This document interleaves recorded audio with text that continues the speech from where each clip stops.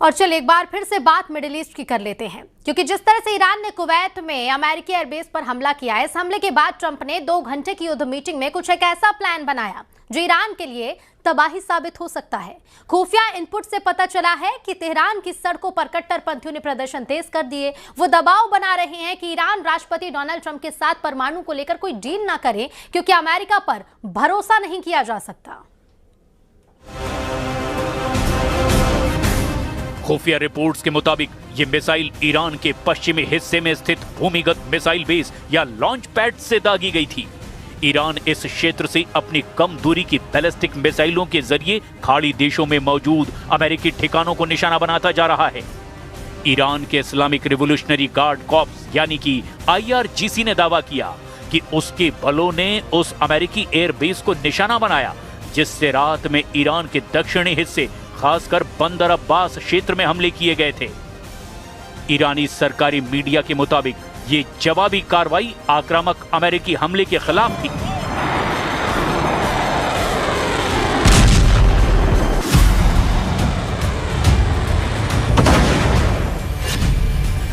Tehran की सड़कों पर सैलाब, अमेरिका की तबाही के नारे।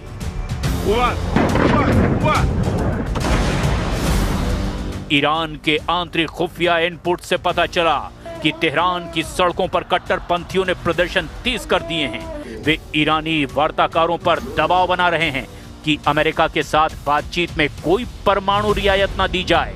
इसके साथ ही तेहरान में ईरान के सर्वोच्च नेता के समर्थन में जमा हुए लोगों ने अमेरिकी राष्ट्रपति डोनाल्ड ट्रंप की ईरान के साथ संघर्ष विराम को और बढ़ाने की योजना पर भी संदेह जताया। ईरानी अब कह रहे हैं कि वॉशिंगटन पर भरोसा नहीं किया जा सकता और वो अपने लक्ष्य हासिल करने में नाकाम रहा है, क्योंकि दोनों पक्षों के बीच अभी भी मतभेद बने हुए हैं। ईरान की राजधानी तेहरान के इंगिलाब चौक पर प्रदर्शनकारियों ने इस समझौते पर संदेह जताया।